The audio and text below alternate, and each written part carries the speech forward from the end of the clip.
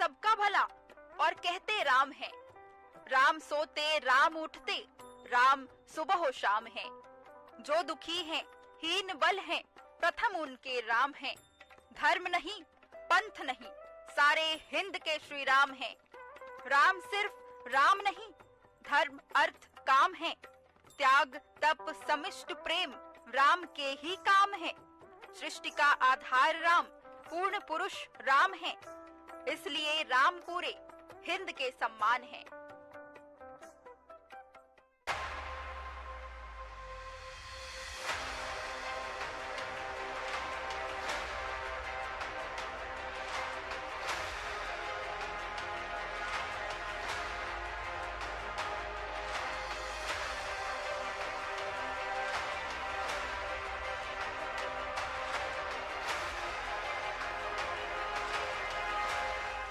नमस्कार, आप सभी का स्वागत है हमारे इस खास कार्यक्रम राम आएंगे में और मैं हूं आपके साथ मधु। अयोध्या में राम मंदिर का सपना साकार हो रहा है और 22 जनवरी 2023 को उद्घाटन के साथ ही हिंदुओं के 500 सालों के संघर्ष का परिणाम उनके समक्ष भव्य रूप में उपस्थित होगा। इस संघर्ष के पीछे कई हिंदुओं का बलिदान है, जिन्होंने इस्लामी आतंकवादियों और अंग्रेजों फिर सेकुलर सत्ताधारी के सामने सीना ठोकर अपने अधिकार की लड़ाई लड़ी। आज उन बलिदानों को याद करने का समय आ गया है। आइए देखते हैं हमारे इस खास रिपोर्ट में इतिहास समेटे इस संघर्ष भूमि अयोध्या के ऐतिहासिक क्षण को। अयोध्या में राम मंदिर निर्माण का सफर काफी चुनौतियों भरा रहा। बाबरी विवाद आंदोलन में चली लंबी लड़ाई और फिर शीर्ष अदालत के फैसले के बाद मंदिर का निर्माण शुरू हुआ। किस्सा 1526 से शुरू होता है। ये वो साल था जब मुगल शासक बाबर भारत आए थे। 2 साल बाद बाबर के सूबेदार मीर बाकी ने अयोध्या में एक मस्जिद बनवाई। ये मस्जिद उसी जगह बनी जहां भगवान राम का जन्म हुआ था। बाबर के सम्मान में मीर बाकी ने इस मस्जिद का नाम बाबरी मस्जिद रख दिया। ये वो दौर था जब मुगल शासन पूरे देश में फैल रहा था। मुगलों और नवाबों के शासन के दौरान 1528 से 1853 तक इस मामले में हिंदू बहुत मुखर नहीं हो पाए। 19वीं सदी में मुगलों और नवाबों का शासन कमजोर पड़ने लगा। अंग्रेज हुकूमत प्रभावी हो चुकी थी। इस दौर में ही हिंदुओं ने ये मामला उठाया। कहा कि भगवान राम के जन्म स्थान मंदिर को तोड़कर मस्जिद बना ली गई है। इसके बाद से रामलला के जन्म स्थान को वापस पाने की लड़ाई शुरू हो गई। 330 साल बाद शुरू हुई पहली एफआईआर।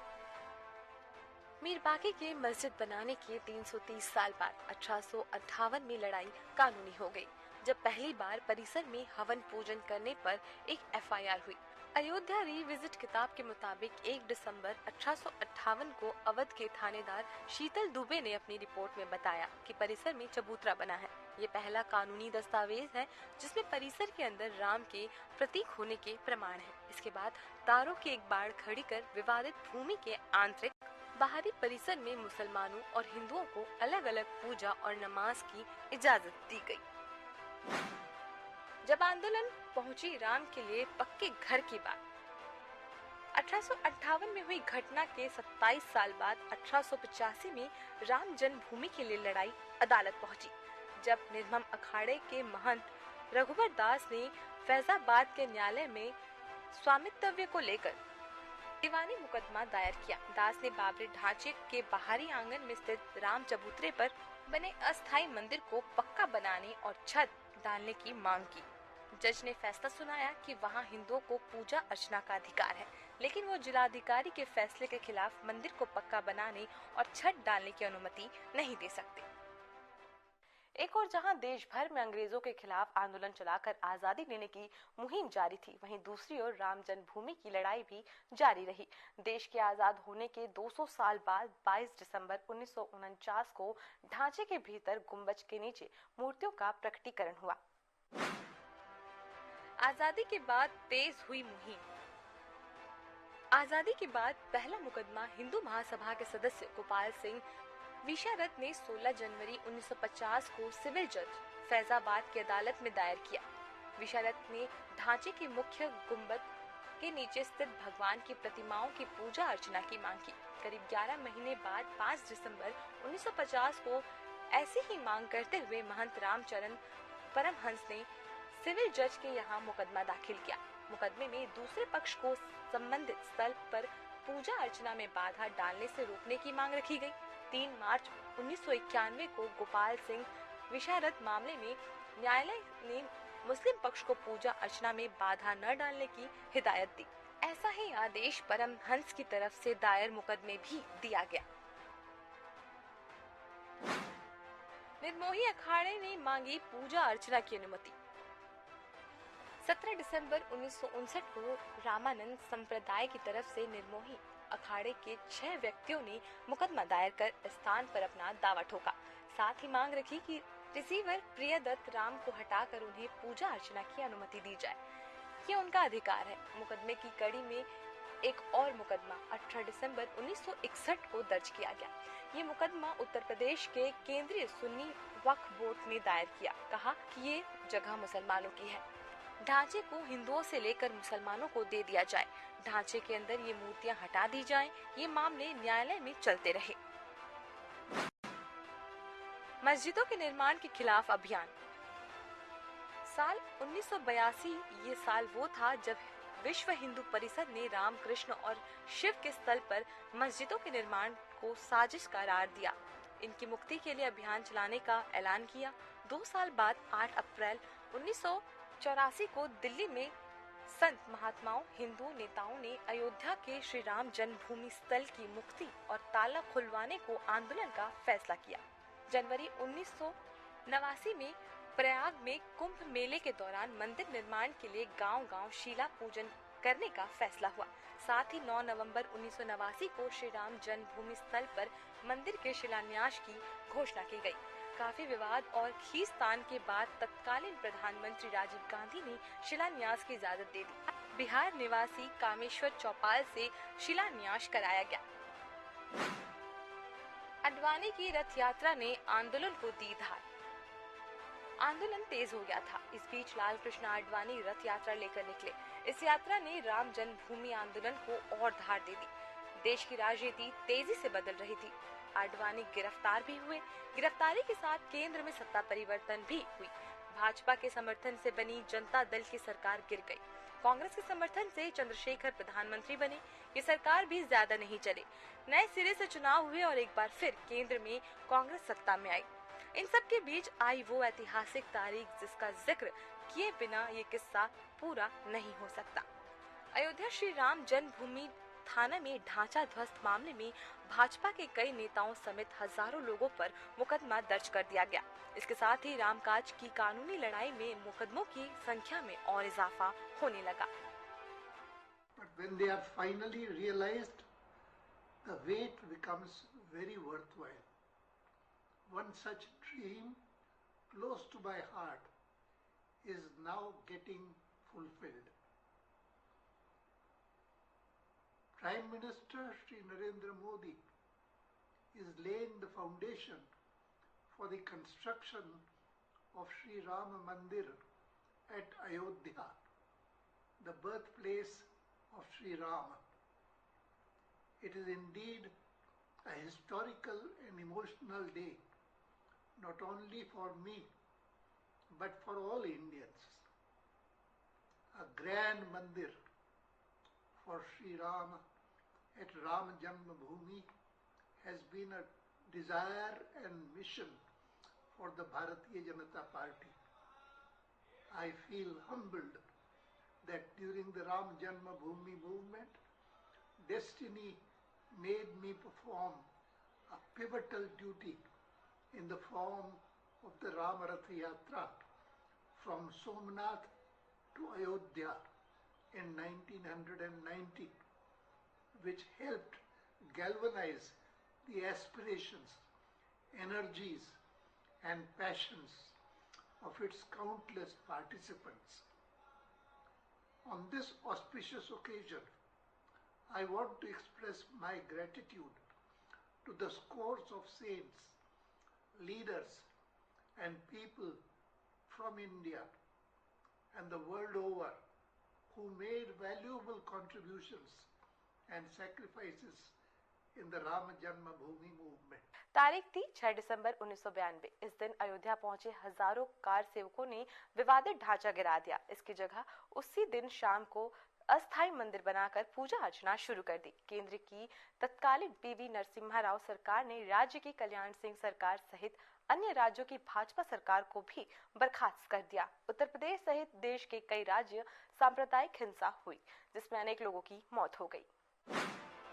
भगवान भूखे हैं, राम भोग की अनुमति दी जाए। मुकदमों की बात हुई है तो फिर से कानूनी लड़ाई की ओर चलते हैं और बात फैसलों की करते हैं।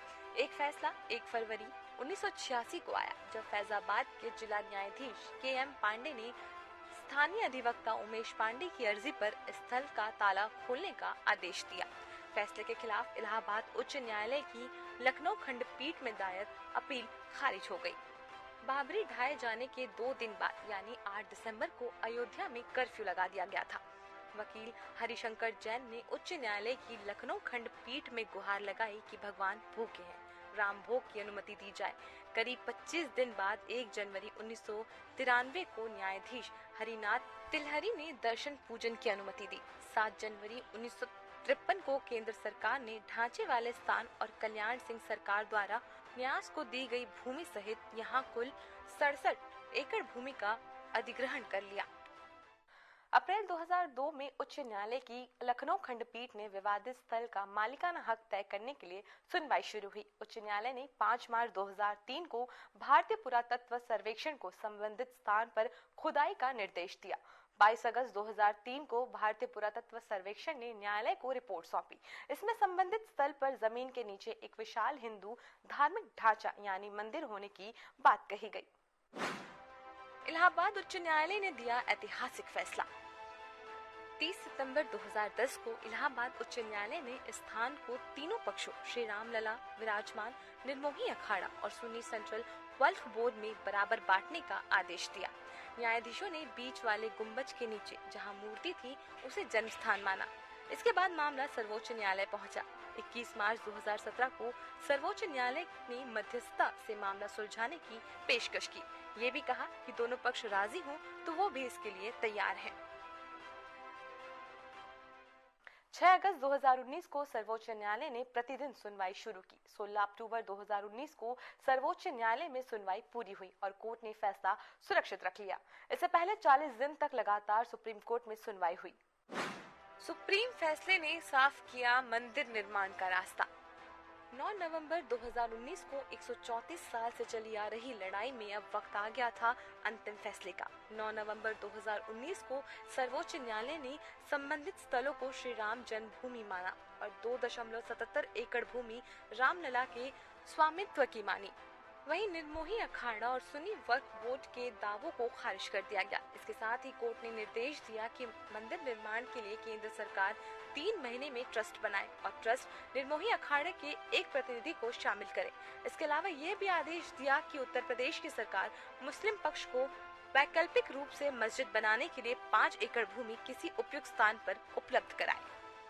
1993 की जो अयोध्या एक्ट है उसको इन्वोक करते हुए सेंट्रल गवर्नमेंट को सेक्शन 6 और 7 में यह आदेश दिया है कि आप एक स्कीम बनाए। उस स्कीम को बना करके जो रामलला को वो जो डिस्प्यूटेड है 2.77 एकड़ उनको दिया जाएगा और मुस्लिम पक्ष का जो सुन्नी वक्फ बोर्ड का जो सुटफोर था उसको भी अलाउ किया और ये कहा कि आप जो है 5 एकड़ लैंड अयोध्या के अंदर कहीं और सेंट्रल गवर्नमेंट को आदेशित किया है, राज्य सरकार को आदेशित किया है कि एक्वायर करके उनको दिया जाए मॉस्क बनाने के लिए और एसोसिएटेड जो भी उनकी एक्टिविटीज है उसको चलाने के लिए। एक तरह से यह सामाजिक सौहार्द यह जो कम्युनल हार्मनी को इस्टेब्लिश करता है, यह एक जो अनेकता में एकता वाली जजमेंट है और इसको सारा 125 करोड़ पब्लिक स्वागत करती है। इसी के साथ दशकों से चली आ रही लंबी कानूनी लड़ाई समाप्त हो गई। अब बारी थी निर्माण की। 5 फरवरी 2020 को प्रधानमंत्री नरेंद्र मोदी ने अयोध्या में मंदिर निर्माण के लिए राम जन्मभूमि तीर्थ क्षेत्र ट्रस्ट की घोषणा की। ठीक 6 महीने बाद 5 अगस्त 2020 को अयोध्या में राम मंदिर की आधारशिला रखी गई, जिसमें पीएम मोदी शामिल हुए। साथियों, ये ऐतिहासिक क्षण बहुत भाग्य से हम सभी के जीवन में आया है। हमें देश के लिए नव संकल्प लेना है, खुद को नई ऊर्जा से भरना है।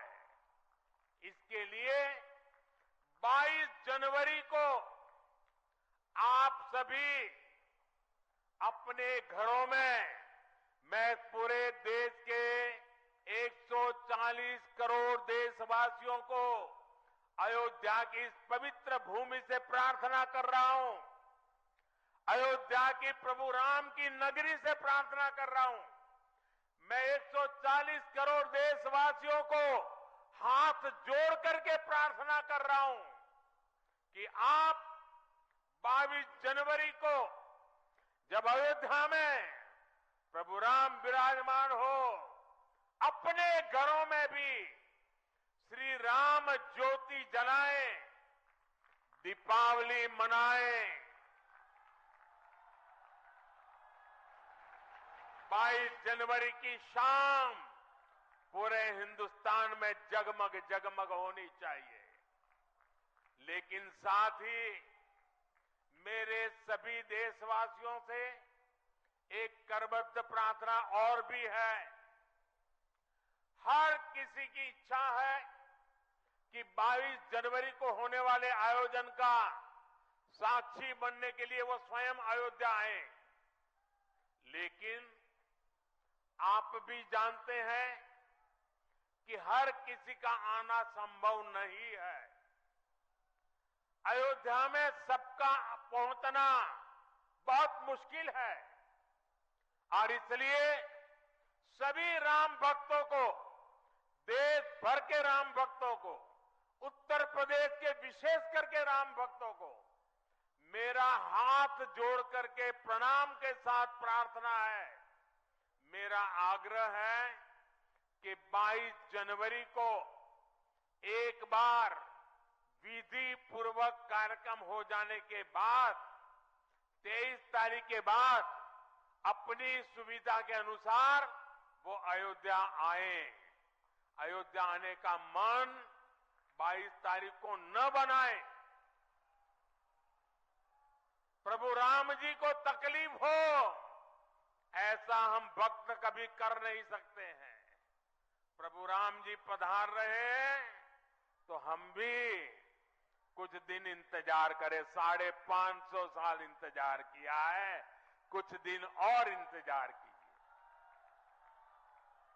और इसलिए सुरक्षा के लिहाज से, व्यवस्था के लिहाज से मेरी आप सबसे बार बार प्रार्थना है कि कृपा करके, क्योंकि अब प्रभु राम के दर्शन, अयोध्या का नव्य भव्य दिव्य मंदिर आने वाली सदियों तक दर्शन के लिए उपलब्ध है। आप जनवरी में आए, फरवरी में आए, मार्च में आए, 1 साल के बाद आए, 2 साल के बाद आए, मंदिर है ही। और इसलिए 22 जनवरी को यहां पहुंचने के लिए भीड़भाड़ करने से आप बचिए, ताकि यहां जो व्यवस्था है, मंदिर के जो व्यवस्थापक लोग हैं, मंदिर का जो ट्रस्ट है, हमें इतना पवित्र काम उन्होंने किया है, इतनी मेहनत करके किया है, पिछले 3-4 साल से दिन रात काम किया है, उनको हमारी तरफ से कोई तकलीफ नहीं होनी चाहिए। और इसलिए मैं बार बार आग्रह करता हूं कि 22 को यहां पहुंचने का प्रयास हम न करें। कुछ ही लोगों को निमंत्रण गया है, वे लोग आएंगे और 23 के बाद सारे देशवासियों के लिए आना बड़ा सरल हो जाएगा। अब 22 जनवरी 2024 को मंदिर में भगवान राम की प्राण प्रतिष्ठा होगी, जिसके बाद मंदिर लोगों के लिए खोला जाएगा। इस खास रिपोर्ट में बस इतना ही। हमारे अगले हिस्से में देखिए कैसा होगा राम का अभिषेक।